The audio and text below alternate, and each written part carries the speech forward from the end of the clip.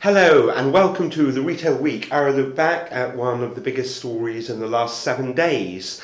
So we're through Black Friday and Cyber Monday, performed much better than expectations, both online and in terms of footfall. So to discuss that and the outlook for the rest of December, I'm delighted to be joined by Lisa Hooker, Head of Consumer Markets at PwC. Lisa, as I mentioned there, it looked like a strong Black Friday in terms of sales. Has peak peaked? It's really interesting because we actually asked consumers, are you going to spend more or less on Black Friday? Last year they said they would spend more and they didn't. This year they said they would spend about 11% more and they did. Right. And I think that was because it was after payday, that much closer to Christmas. And also, whatever anyone says, I think there was some really good bargains out there because the weather had meant there was some sort of overstocking in some of the clothing and there was some good discounts to have. Right. So I do think it has slightly pulled forward some shopping at Christmas. Having said that, on the positive, Black Friday tends to be about buying for yourself and not buying presents and for the Christmas festivities. So I don't think it's a massive pull forward, but I do think there has been a little bit. Right. And do you think the big question always is, how profitable are all these Black Friday sales? I think it is a little bit mixed because we've been now doing it since about 2010. A lot of retailers plan their promotional calendar and they're buying around discounting on Black Friday. Having said that, I think some segments, when there was a level of overstocking, have actually given away some margin to really drive sales and get rid of some of that stock that they maybe expected to have sold earlier when we had all that wet weather. Right, yeah. So I do think on some categories it will have hit margins more than was planned. And you mentioned a moment ago the way that it can sort of shift spending patterns.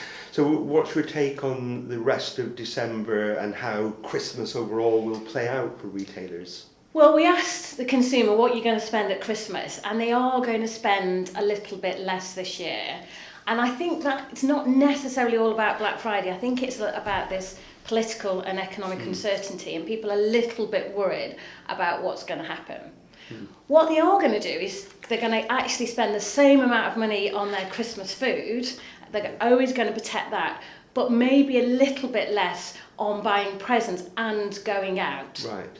So what does that mean in terms of retail categories? Who is going to have to fight hardest for spend in that case if food looks safe? What about the rest of retail? Well, actually, the survey data told us that outside of food, every category is going to see a little bit of spending reduction, including actually less on experiences and maybe more of a balance between experiences and goods. So I think every category will have some impact and there'll just be winners and losers within each of those categories. Even areas such as children's toys, dogs, which has been doing very well, and beauty are all expected to slightly come down this Christmas. Right. And so a lot of people might be getting quite worried now if spending is going to be down over Christmas. How significant a decline are you expecting, and to what extent will it hit profitability? I think it's only going to be a small decline outside food, so I wouldn't get everyone too worried. And I do think it's really important to hold your nerve on these key weeks where you make a lot of your profit. You just need to really be as attractive as you can to really draw in that consumer and engage with them and make it easy to shop. And also start to think about sort of some of the consumer trends and what, for example, are your sustainability credentials and push that. One area we do think will see growth is things like practical toys, practical gifting, and maybe more sustainable gifting as well. So that could be a growth area. Yeah, it's interesting that you mentioned sustainability there. We've seen over the course of the last year or so, it's really rocketed up the agenda, whether it's been plastics or in Germany, Primark said that perception over how sustainable it was one of the factors that had affected performance for them there. If you look forward into 2020, what trends do you see emerging that you think retailers really need to be on top of in the new year? I do think sustainability is not going away, and I think actually it will continue to increase, and I think more and more consumers will expect the companies and the retailers to actually be doing more and more to help the whole sustainability side of things. You saw plastic straws, you now talked about hangers, you now talked about is shopping online worse than shopping in the streets, and I think that's what Primark were talking about. So I do think that will be a big driver. You know, ultimately, it's still, though, about having good product and how you communicate in a modern way with your consumer, but shout about sustainability credentials that you do have. Yeah, and anything out, any other, anything sort of hoving into view on the horizon that they need to be taking account of now?